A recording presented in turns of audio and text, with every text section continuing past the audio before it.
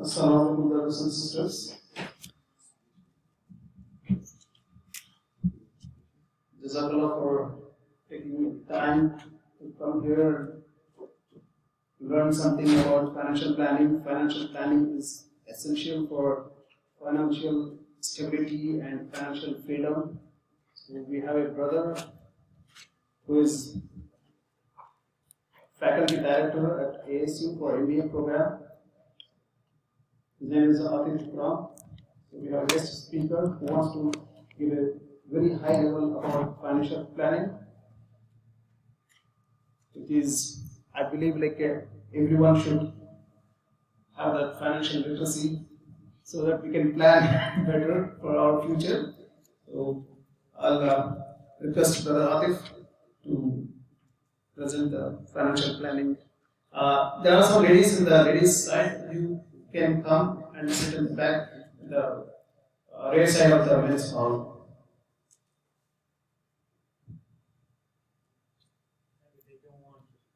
Okay. The men are going to pay anyway. Okay. Okay. Yeah. Jazakallah, brother. All right. Thank you very much. Assalamu alaikum, everyone. Very humbled and privileged to be here. Sorry, can you put the... Thank you. Rafiq Bhai, when he asked me to present something on financial planning, of course I agreed. But as I was making the presentation, I was a little bit overwhelmed because it's a very, very, I want to say a broad field. Its scope is quite large. And so as I was thinking about what I want to say today, I thought that maybe I should just emphasize the significance and scope of financial planning. The goal here is, as Rafiq Bhai just said, just to give you an overall overview of what financial planning really is all about, and then understand what are some of the things that we should probably sort of think about as we are planning our finances and why we're doing it. Ultimately, the goal here is to sort of learn these different aspects so that we can educate ourselves, because this is a lifelong journey. I would be the first one to admit that I don't know a lot about financial planning myself, but I know some things, so I'm here to share with you just an overall overview. So let me just start by just laying out the agenda. What I'm going to do is just briefly give you an introduction. I'll tell you what financial planning is all about, at least the way I think about it, what the scope of financial planning is, so the different components that go into it. Towards the end, I'll maybe point out some of the useful tools and websites that you can look into as you try to educate yourself. And then towards the end, hopefully we can take some questions. All right, so a very quick introduction. So my name is Atif Ikram. I actually did my PhD here from Arizona State University as well. This was back in 2011. This was in finance. I then went to Michigan for some time. I've taught at Wayne State University and then at Rutgers University for some time. Came back here in 2016. So right now I'm a clinical associate professor of finance. And my area of expertise basically is corporate finance. So I teach capstone course in finance. This is all on financial statement analysis, capital budgeting for corporations, and then going into advanced stuff like mergers and acquisitions, how to value firms, leverage buyouts, private equities, very corporate finance oriented. I have a YouTube channel where I post some finance related stuff as well. And then, of course, if you want to learn a little bit more about me, there's my LinkedIn website address as well. I want to tell you who I am, but also who I am not. And I am not a financial planner. I am not a investment advisor, or as in the world of finance we call registered investment advisor. So I don't have a CFA or a CFP or a CPA or whatever all those designations. I am not a tax person. So I'm not a tax advisor. I'm not even a real estate professional. I know a little bit about real estate, but I'm not a real estate professional per se. I'm not a banker. I am merely an academic, an educator, as you will, which then may lead you to believe, like, what am I doing here? Basically, recently I actually did something in the realm of financial planning. I recently helped design and implement an online financial literacy course. If you have kids going to ASU, or if you're planning on sending kids to ASU, there's a course called Fin 123. It's a course that I teach. It's a 1 credit course, completely online. And all of the things that I'm giving you an overall overview of today, we go into far more detail in it, on all those things in that course. It's a 1 credit course. Everybody should take it. And so I helped design that. And in fact, I got a lot of the faculty in my finance department who are professionals in their specific field. So many of them are actually CFPs. Many of them actually have their own sort of advisory services firms. So they actually talk about a lot of these things depending on the area of expertise over there. So if you want to learn more about, and what I'm particularly proud of is that a variant of this course has actually recently been launched at Camelback High School for high school students. And our goal is to get even more schools to sort of have that course because it's such an important thing. And then of course I'm personally passionate about financial education myself, and in fact on my YouTube channel you'll see that I'll often sort of post videos related to that. So my goal today as an academic, as an educator, is basically twofold. First, like I said, to help you appreciate the significance and the very broad scope of financial planning, but then also I feel like all of us that come to the masjid, we have expertise in our specific areas. Many of us might be CFAs, CFPs, depending on what our area of expertise are, perhaps we can get the ball rolling and start having more of these sessions so that we can go in depth into some of these things which are related to financial planning. So that's my overarching objective over here. So again, I don't intend to go very deep into things, but I just want to lay the lay of the land, as it were. So what is financial planning? It's interesting. It's interesting because when you talk to people, financial planning, the first thing that comes to their mind is retirement planning. It's either that or it's like budgeting. These are the two main things, like how do I budget money or how do I plan for retirement. But actually, financial planning is, these of course are parts of it, but there's more to it. At a very, very basic level, here's the main thing. Both financial and personal satisfaction result from an organized process. Notice I'm not just talking about financial, I'm talking about even personal satisfaction. Anything that we want to achieve, like it requires planning, it requires organization. And so anything that, whether we want a career, like here are some of the things that if you ask people, what will give you financial or personal satisfaction? They may say things like this: I want to have enough money in retirement. I want financial independence. I want to have enough money to fund my kids financially through their college. I want to have a successful career. I want to have a big fancy car, to be debt free. And if some of these things look very materialistic, maybe I want more money so I can donate towards causes that I believe in. These are things that give us financial satisfaction. These are things that give us personal satisfaction. And so, if I were to define sort of what financial planning is just the process of managing your money to achieve personal economic satisfaction, whatever that may be. Whatever that may be. This is very important. Some of us just want to quit working because we want to spend time with family and friends. Okay, okay, so now what can we do to do it? Right? So once we identify what it is that gives us personal and financial satisfaction, now comes the planning part, and that is what financial planning is. And so that is how I define it. And it doesn't have to be big houses, big cars. It is whatever that gives you satisfaction. And so, with that, I just want to highlight, some of the things that go within that. So, what I'm going to do now is sort of start identifying some of the things that are part of financial planning. So, the first thing I feel is career planning. This is perhaps, like whenever I talk to students about it, they don't think about career planning. They don't think they think of it as something very different from financial planning. But financial planning also entails career planning. Why? Because how you plan your career is going to have an impact on how much you're going to earn, how you're going to progress in your career. So career planning is a big part of it. So what do I mean by that? Like if you're just starting out, first assessing, what kind of careers are out there. Now I know this might not apply to you. Some of you already are in your careers, but for those who are starting out, like how do I even research careers? How to identify what are my skills, what are my strengths, what suits me? So first is self-assessment. And then understanding job markets and opportunities. One of the biggest problems that I see, and you will see a lot of people, especially as they're talking about like student loan forgiveness and everything, the people who are the most indebted now saying, oh, please, I want Biden to forgive my debt. But the problem is that they did not think about their careers that much. They took $100,000, $150,000, $200,000 loans and then pursued a degree in literature and music. I mean, if you thought about career, then you probably wouldn't have done that. So career planning is understanding what are the job market opportunities, what are the trends, what is, when you're going to graduate, what does that entail? What will your career look like? Thinking more about like if you're in your career, like first, like I talked about linking education to career goals, but then lifelong learning.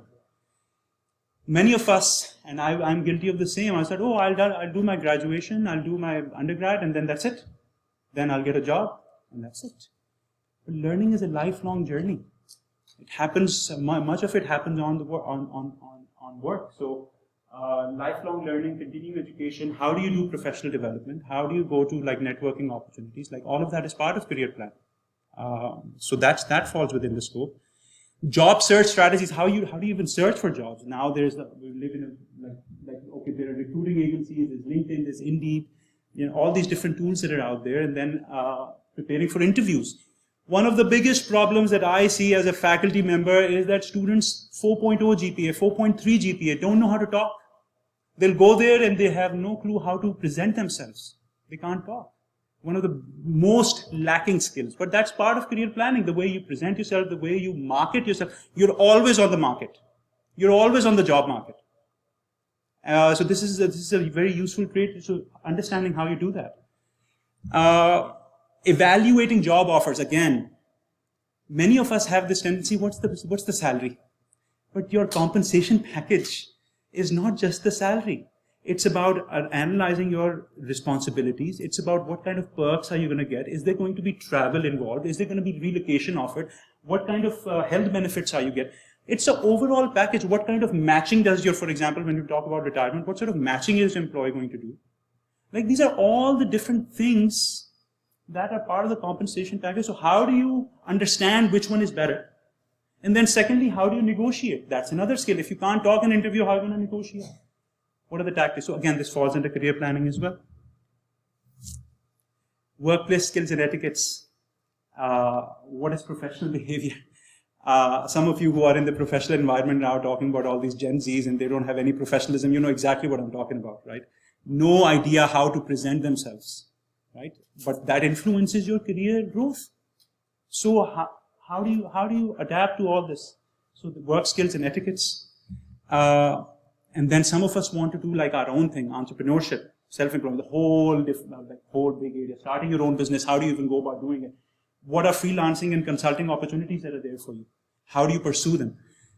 And then perhaps the most neglected part, even within career planning, work-life balance, personal well-being. You will have so many people very hardworking, but they don't know the first thing about time management, balancing life. I personally know so many people in the academia, in professional life, very successful, very rich, completely unhappy. Why? Because they were always focused on work, forgot about families. I'm sure you know some as well, and always stressed out, always stressed out. How do you balance these things? Because again, the goal is not just money. It's personal and economic satisfaction. So all of this, again, just to give you an idea, like this is all part of career planning. So that's one area, falls within the scope of financial planning.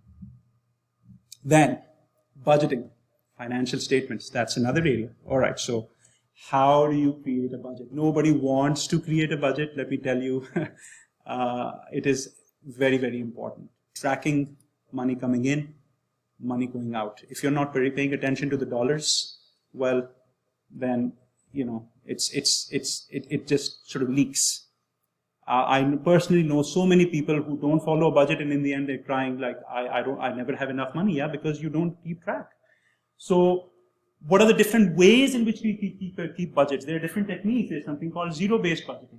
There's something called the 50-30-20 rule. Some of you may know it. Basically spending from your paycheck, 20% goes to savings, 30% goes in your wants, 50% on your needs. There are other variations of it as well. There's something called envelope-based method, where you have different envelopes for different things. There are different ways in which you can approach it. So how do you do that? Understanding income and expenses. There are different types of income. There's earned income, where we're trading our time for money, but then there are other ways of earning income as well. Passive investments, passive income, investing income. So these are there.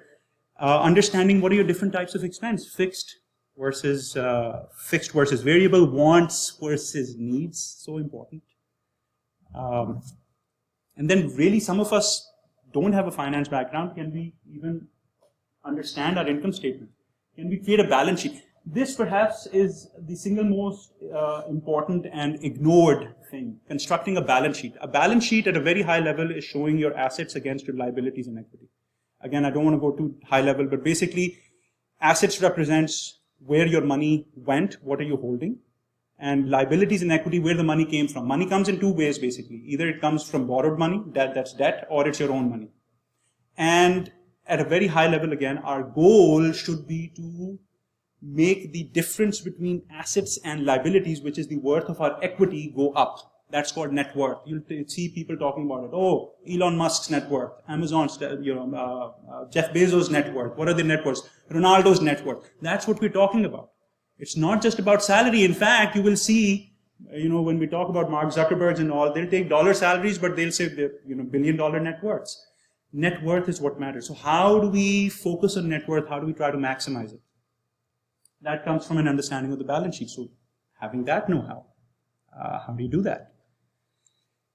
And now many of you are probably like, well, tell me more about taxes. How can I stop paying taxes? Well, that's a segment, tax and tax planning. Big section. In fact, I'm not an expert in it, I'll be first to admit, but there are certain things that I can at least tell you that we need to understand. For example, what are the different types of taxes, first of all? There are so many different types, right? Income tax, sales tax, property tax, capital gains tax. Again, most of you I'm sure are aware of these, but many people aren't. Like, what are the different ways in my money is going in the form of taxes? Who are the different tax authorities? Okay, this is very high level, but then, when the time comes to sort of identifying a taxable income, what is taxable income? Earned income, but then also that's wages, but then dividends, any interest income that you may have, and then deductions. Deductions versus credits. Again, if you have somebody who does your taxes, they may be sort of going over this with you. But I know personally many people who don't understand what is the difference between a deduction versus a tax credit. They're different.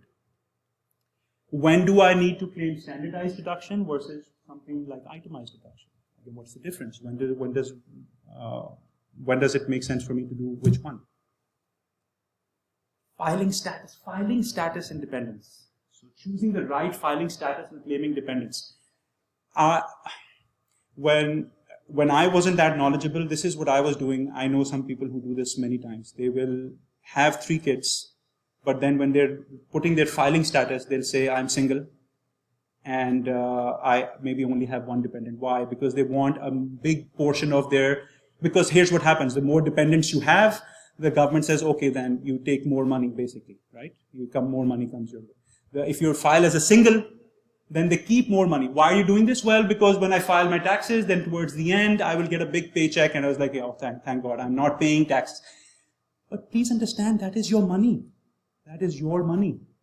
You are generally far better off choosing the right filing status, which equates with your dependents, taking that money, and then before it even, as soon as it hits your bank account, you put it somewhere safe, maybe invest it in somewhere short term, so that it's earning. Because when you are not filing the right way, you are basically giving interest. You're basically giving like a 0% interest rate loan to the government. That's all that you're doing. You are far better off taking that money and then putting it away somewhere where it can do something, wherever you invest regularly. Right? So choosing the right filing status is so important. It's very, very basic, but very important. Won't go into the detail, but understanding different tax forms, which one applies to you. When to file, you'd be surprised. Many people don't know. tax planning strategies. You should most definitely talk to like a professional, like a CPA on this. But like, how can you defer income? There's this concept of tax loss harvesting. If you have losses, how you sort of harvest them over time. Again, a big field in its own right, so I won't go too deep into it. And then retirement planning and taxes. So there are certain retirement accounts which are tax advantaged. If you put your money in them, that money goes in it like basically pre-tax, right? So again, I'll talk a little bit more about this. Like, but there are traditional IRAs. There's something called Roth IRAs. There are 401ks. Again, these have implications for how much taxes you will be paying. And often it comes down to a choice between whether you want to pay taxes today versus you want to pay taxes later. Those accounts in which your money goes today, pre-tax, when you will withdraw, you will pay tax at that time, okay? So then you will need to understand, okay, well, what will be my tax bracket at that time? If my tax bracket is going to be lower when I retire, then maybe it makes sense for me to put my money pre-tax now and then withdraw at that time. So those are things to think about. Again, it falls in the realm of tax planning. And then contribution and withdrawals is another area. Like if you do withdrawals from these accounts prematurely, they can have implications. So anyway, again, just all in all, tax planning is another component of financial. Then, and this might be too basic for some of you, but understanding checking accounts and saving accounts. I mean, I'm sure, I'm assuming that most of you are aware of this, so I won't go into the basics. But there are things to think about.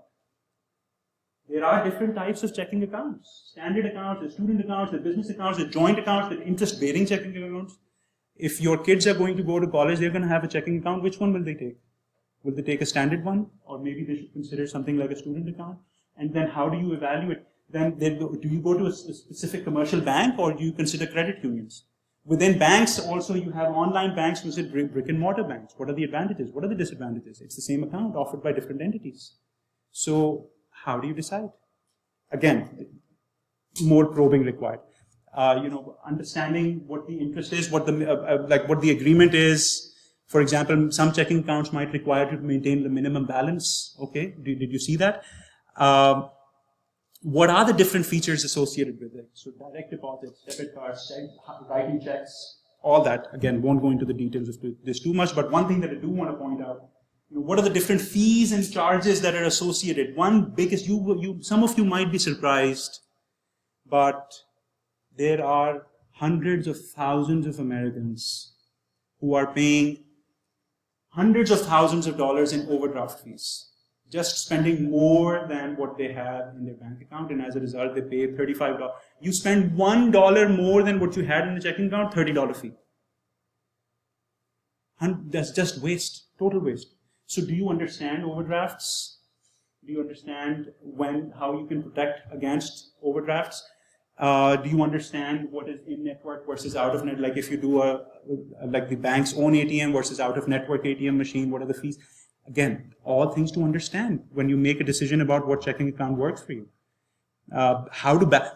Income statement comes, the bank statement comes, the difference between debits and credits coming in, going out. Can you even read one? How do you balance a checkbook? Very, very, very important. Understanding FDIC insurance. Some of you may have heard Silicon Valley went under, all this financial distress. There were people who had millions of dollars sitting in just one account. Now think about it. If something happens, you're only insured up till $250,000 based on FDIC. What happens to the rest? Gone. It's gone. So if you have $1 million, wouldn't it be better if you have 250 here and 250 in this account, 250 in this account, 250 in this account? Just have 4 different accounts. Then all your money is insured. Right? Think about it, something very basic, but understanding then what FDIC insurance is. And similarly for credit unions, this is the National Credit Union Association insurance. So understanding what do they protect? Saving accounts pretty similar, but again, when we talk about savings, what is the purpose of these saving accounts? Now, again, when we talk about saving accounts, now we're talking about like basically interest-bearing accounts, but there are equivalents of this if you're more into Islamic financing and all of that. But still, what is the purpose of these accounts? The main purpose of, what is the difference between saving and investing? Generally, at a very high level, saving is more towards short-term stuff. Maybe next year, year and a half, 2 years. Investing is more long-term. So if you have any goals, I want to travel, I want to save for an emergency, it's basically to give you some liquidity. So understanding what are the different reasons why you might want to have saving accounts. You want to travel next year, maybe you want to put your money in a saving account as opposed to investing in stocks or ETFs. What are the different types of saving accounts? There's so many. There's standard, there's high yield, there's money market accounts, there's certificate of deposits. Which one makes sense? Similarly, understanding what are the different features, what are the different fees. Again, I won't go too deep into it. Understanding minimum balance, excess transaction fee. There is this concept of laddering CDs. Again, a little bit more advanced, but it's basically there are certificate of deposits which allow you to save for 3 months and then 6 months and then 1 year. So how do you put your money into all of these depending on your goals for 3 months, 6 months, 1 year, sort of constructing a ladder. So there's that. And then it's more, then we start talking about retirement planning, which is generally for most people long-term. Right? We're talking about long-term investing, not 10, 20, 30, 40 years forward. And this, again, is a very big field.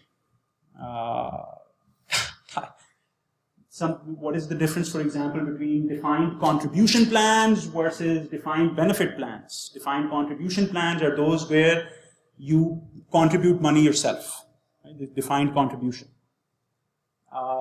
Versus defined benefit plans where basically there's a defined benefit. When you retire, you will get a specific benefit. 20, 25 years ago, most of the retirement plans were actually defined benefit plans. It was great.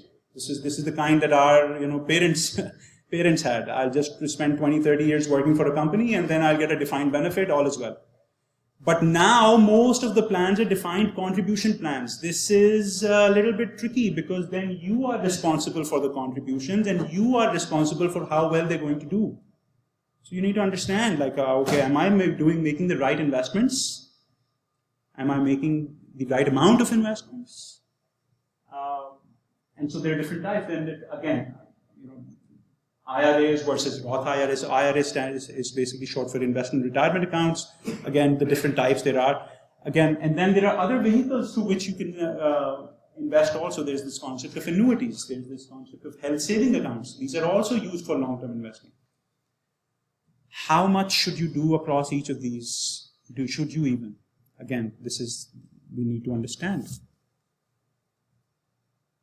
Understanding the power of compounding and passive investing. This, I can't tell you the number of people I come across they have their own brokerage accounts, which means that they are buying, selling, buying, selling, buying, selling, which is fine, except that it is not.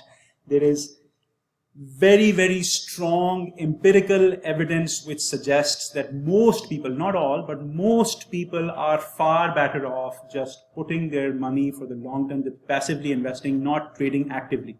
When you're trading actively, you are succumbing yourself to some behavioral biases. We are emotional people. We sell when everybody is selling, we panic. There is, for example, very large empirical evidence which suggests that when things are going up, we don't sell. We're like, yeah, let's go, keep going. We typically sell when things are falling. Most people, when the COVID-19 hit, the retirement plans were going down. A lot of people actually did that, and then they were cursing themselves because what happened after that? The market rebounded very strongly. So understanding the power of compounding, something called dollar cost averaging, and the passive investing, very, very important.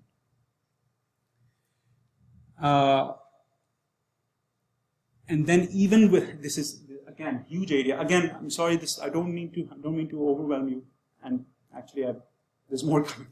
But even within different types of retirement accounts, what should you be investing in? There are so many things that you can be investing in. Stocks, there's bonds, there's mutual funds, there's ETFs, and then real estate and the commodities. It's one thing to say that I'm going to take 20% of my income, 25% of my income and just put it in a 401k, 403b. Okay, fine. Where? Mutual funds have their own so many fees. ETFs, there are different types of ETFs, which all the different types of fees called expense ratios. Like, which one makes sense for you? Generally speaking, for most people, pick a broad-based, and by that I mean like a diversified, there's ETF, which basically is investing like big companies, S&P 500, and it's passive. But you will see, a lot of people will sometimes take money as like, oh, there's this exchange-traded fund which basically just invests in like healthcare, biotechnology, electric vehicles. These are called theme-based ETFs, which are following a certain theme. And there is very large empirical evidence which suggests that these theme-based evidence underperform the market. Because, so let me tell you, here's what happens. Electric vehicles become the buzz, Bitcoin becomes the buzz, and this is where your banks sort of come in. All your investment banks is like, hey, everybody is interested in this theme. Cannabis, electric vehicles. Let's create a product for them so that they can invest in this. So they create a product. What is that product? ETF. You know who will make money for sure in that? They typically are basically following the hype because they know there is demand. But typically what happens is that this product will come up right when the things are overvalued, and then people put money in it like crazy, and then they fall. So theme-based ETFs generally not a good idea for investing. So how do you, again, I'm just giving you an example, like how do you even, this is just one way of me trying to explain to you, like even within ETFs, like how do you make a decision? I'll pass this. I think I've sort of said enough, but maybe one thing, like some of us are banking on maybe Social Security because part of your paycheck actually goes toward, Social Security benefits that you will get. Okay, that's great. Understanding how it is calculated and when might be the right time to actually claim Social Security.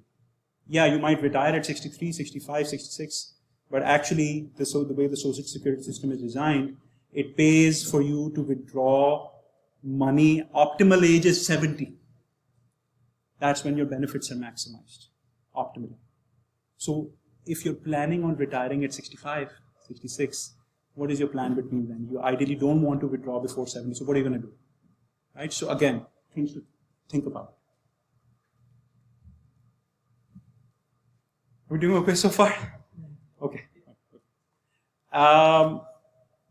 Then I want to talk about, and this again might be relevant maybe for your kids or maybe even for you, like understanding credit cards and credit scores. Something basic for some of you, but for example, the different types of credit cards that are out there. There's standard, there's secured, these reward, the ones that gives you like the one Target issues or Walmart issues, all these different, but then there's for specifically for students, specifically for businesses. How do you decide which is the right credit card to choose? Depending on the different rewards they offer, APRs, fees, the credit limits, very important.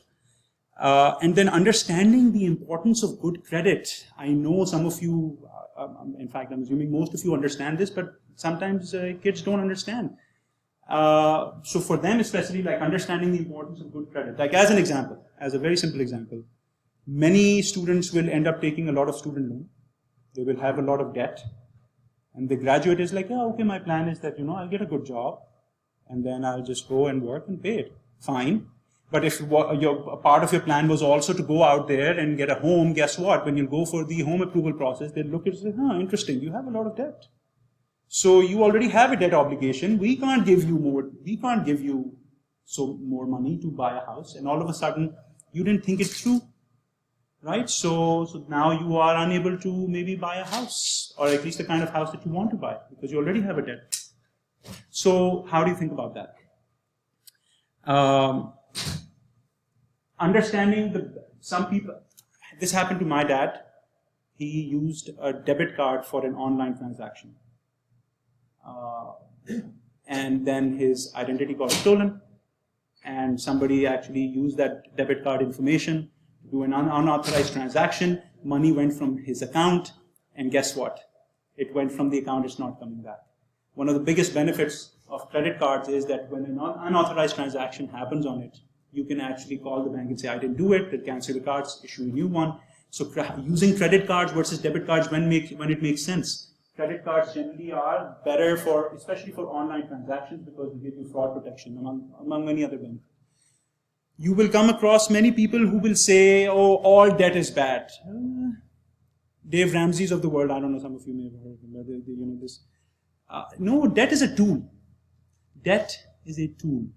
Just like a knife is a tool. Knife can cut, it can cut you, it can cut other things, some is good, some bad. Debt is the same. Not all debt is bad. Not all debt is good either. So you need to understand when is it good, when is it bad. Very, very important. Understanding credit scores. There is this website, annualcreditreport.com. You might hear of other websites like Credit Karma, this and that. This is the only website that I would tell you to go to check. You can go to this. This is the only one authorized by federal government to issue you a free credit report from one of the 3 credit bureaus, Equifax, Experian, and TransUnion. And you can, if in fact, if you want to space them out, you can do that as well. You should check this, because if there is any unauthorized transaction that somebody is doing, anybody is opened an account in your name, you can actually go check it over there. It's very important to check every 6 months what's on your credit report and what your credit score is. And by the way, when you pull your credit score, when you pull your credit report, it doesn't influence your credit score. That's a myth, in case some of you heard that. Another thing that does not influence your credit score is your income. Again, there are some just giving you some myth busters. I'll bypass this. Again, I could talk about it, but I'll bypass this. Big one, college education. This is also part of financial planning. How are we going to fund our kids' college education? Let me tell you, most people, when they think about college costs, they think, what's the tuition? And I'm here to tell you that tuition is just one of the things that goes towards college costs. There's tuition and fees, and even there it depends whether your kids are going to go in-state versus out-of-state. In-state is much cheaper, but I don't know, what if your kid gets into Yale? Would you still want them to go to ASU? I don't know, so what are the plans? What are we going to do, right? There's other costs, room and board. If they're going to go live off campus, what's that going to cost like? Versus campus housing, and then typically, how are they going to eat? What are the meal plan costs? Books and supplies, personal expenses, transportation. These are all costs that add up. They're all part of college costs. All right. This is important because if you're thinking of like how much we want to save for our kids' college education, we can't just be thinking about tuition and fees. Then, how do we budget? How do we budget for it? Again, I'll bypass this. Most people will require some sort of financial aid. When I say financial aid, people often think student loans. No. There are different ways in which you can get financial assistance. There are scholarships, there are grants, some at the federal level, some at the state level, some at the institutional level, and then there are student loans. Even within student loans, there are so many different options. There are some federal, there's some private, and even there you have to sort of decide like, okay, which one makes the most sense for me? What are the repayment terms like? Some require income-based repayment plans where the more you're making, the more you pay. And in some cases, you may actually qualify for it getting forgiven. What are the terms for that? And then, if you're going to apply for financial assistance, any scholarships, any need-based funding, like you don't want to take loans, but you want financial assistance, how do you go about that? One of the single most important things that people don't do is fill out this form called FAFSA. FAFSA is the form that you need to fill to get any funding which is need-based. Most people think that, oh, I make too much money, I don't qualify. No. Actually, you'd be surprised. There are so, if you go read, you see millions of dollars of unclaimed assistance. Just it was there, but nobody took it because the people didn't fill out FAFSA. So FAFSA, how do you fill it out? What's the process like? When is the deadline? Some people miss the deadline. And then there are other ways to fund work studies, part-time jobs. And then if you're going to do a part-time job, how are you going to balance work with studying, students need to understand this also.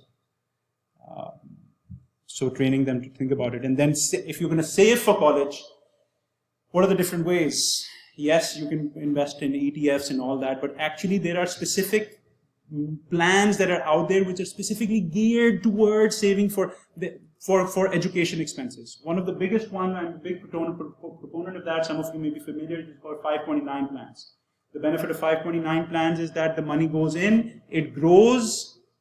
If you take it out for qualified education expenses, you don't get taxed on all that income that you made while this money was invested. There is another, so think about that. Like if you were investing in like stocks and all that in Apple and whatnot, thinking that, oh, I'll just withdraw this for my kids' education. Yeah, that's fine, except that when you sell that stock, you'll be paying taxes on that. You won't with 529 plans. And then there's another option, and again, I won't go into the depth of it, but covered education saving accounts. These are typically for like if you want to fund like K to 12 education. Yeah, there's saving mechanism for that as well. And sometimes 520, generally speaking, 529 plans for college are the best. Covered in some cases, and we can talk about that later. But again, there are different. All I'm trying to say is there are different ways in which you can do it. And then tax benefits for education. There are certain credits: American Opportunity Tax Credit, Lifelong Learning Credit, and in certain cases you can deduct tuition expenses and the interest that you're going to pay on your student loans and all that. So thinking about that as you're planning for college education. So all of this falls in that realm. Again, my goal here was to give you all these different sort of things that fall within the realm of financial planning. So buying a car is another one. It's one of the worst investments you can make is actually go buying a new car. Because as you know, the moment it comes off the driveway, it's depreciated, right? So thinking about that, understanding car ownership costs in general, what is the sticker price, but then what are some other things, registration fee, taxes, dealership fees, ongoing expenses. Again, this might not apply as much to you, but when you're, again, if some of your kids who are going to be going towards college education, guess what? They're going to want a car. You want them to know what? Understand like the different choices that they have. So what are the different ownership costs? Son, it's not just about getting a car. Now you're responsible for fuel. You're responsible for the oil changes. You're responsible for the repairs. All those things, they're costly. Understanding the difference between new versus used cars. If you're going to get a used car, what kind? There are certified pre-owned, but then there are salvage cars, there are private sellers, there's auctions, there's so many different ways in which you can get a used car. Which one makes sense? Does it even make sense to buy a car? Maybe you should lease it. When? Again, understanding the difference between buying and leasing. Again, I bypass this. Where can you actually go and check the history of your car? So Carfax, Kelley Blue Book. Again, all these things also fall within the realm of financial planning. And then if you're talking about buying a house, another big expenditure that most people are going to do is like buying a house. We can have like a whole different session just on that. Like first of all, understanding the real estate market. What do I mean by that? Are we in a buyer's market versus a seller's market? And what are the regional variations? So some markets are hot, some are not. Okay, so thinking about that. What are the economic factors that influence the real estate market? What does the employment rate look like? Economic growth look like? Interest rates look like? Right now they don't look good, as you know. But then understand the home buying process. So many things like qualifying for a mortgage, the pre-approval process. There are all these different steps that most people don't know about. And then how are you going to fund it? For most people, you need a mortgage. Most people. What kind? There's so many different kinds. Fixed rate versus adjustable rate mortgages. And then different loans, FHA loans, VA loans, USD loans. Again, which one makes sense? And then sometimes there is something called creative financing. Sometimes the seller who's selling you the house can actually give you a loan. All right, so when does that make sense? Can you combine a seller financing or a seller's loan with another mortgage? When can you do that? Again, things to learn about. I'll bypass this. When does it make sense to choose an agent? Again, all this, again, I won't go into all of that. And then, under what circumstances does it even make sense to buy a home? Would you rather be better off renting? Rent versus buy, the classic decision. Because guess what? Most people don't realize that living in a house, there are all these different types of expenses that is associated with, like HOA, repairs, all these things add up. Sometimes, depending on the kind of work that you're doing, it might make sense to just rent. In fact, you will hear a lot of people who are just renting now, just because it gives you mobility, for example. So again, how do you decide? And maybe you want to build your own, right? When does that make sense? Maybe, again, people don't think about it. It's like, oh, I want a new house, just to buy a house. Well, maybe building one makes sense also. So when can you do that? How can you do that? Whole different chapter. I'll bypass this. This is a big theme. This is, again, falls within the scope of financial planning. Risk management. Big, big, big, big, big. It's one thing that you have accumulated assets, your net worth is high, maybe you have different properties, different types of assets. How do you protect them from a severe downfall? Managing your risk. So what are the different types of risk and how can we mitigate that? So this is basically insurance. And then, so you may have like a car, valuable asset, shows on the balance sheet, okay, great, but we can get in an accident, value can go down, how do you protect it? Car insurance. So car insurance, you can talk about like, okay, what are the different types of coverages that you can get? And as you probably, some of you, I'm sure already know, so many different things. What is liability coverage? What is collision? What is comprehensive? What is like personal injury protection? All these different things which fall within car insurance. Then understanding the insurance policies. What are the terms? What are the limits? What it covers? What it doesn't cover? So important with insurance. How do you know?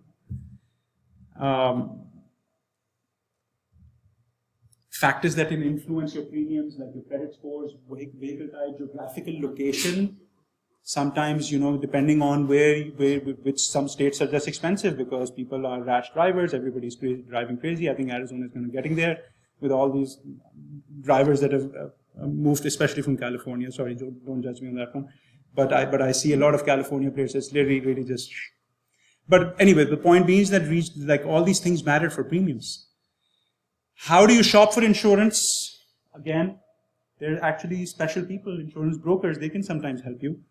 And what are the different websites you can look at? And then again, big thing, you get into an accident, okay, the claiming process. Some people, when they get into an accident, get traumatized, they don't know what to do. When should you talk to a lawyer? When should you talk about, like, how should you go about claiming a process? What are your rights?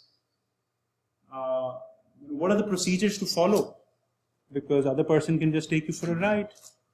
Right? Again, part of it. Special considerations. Yeah, some of you again might be thinking about when I know I'll have to think about it. Like if your kids are going to have cars, how do you insure young drivers? And then some people are doing ride share and other non-traditional uses. So we think about again that's part of it. How do you do that? So again, car insurance is one. Then another big risk management is home and renters insurance. Again, I won't go into too much detail, but there are so many different things to think about over there as well. The premiums, the deductibles, policy limits, what is excluded in particular, God forbid something happens to our house, how do we know we are covered fully?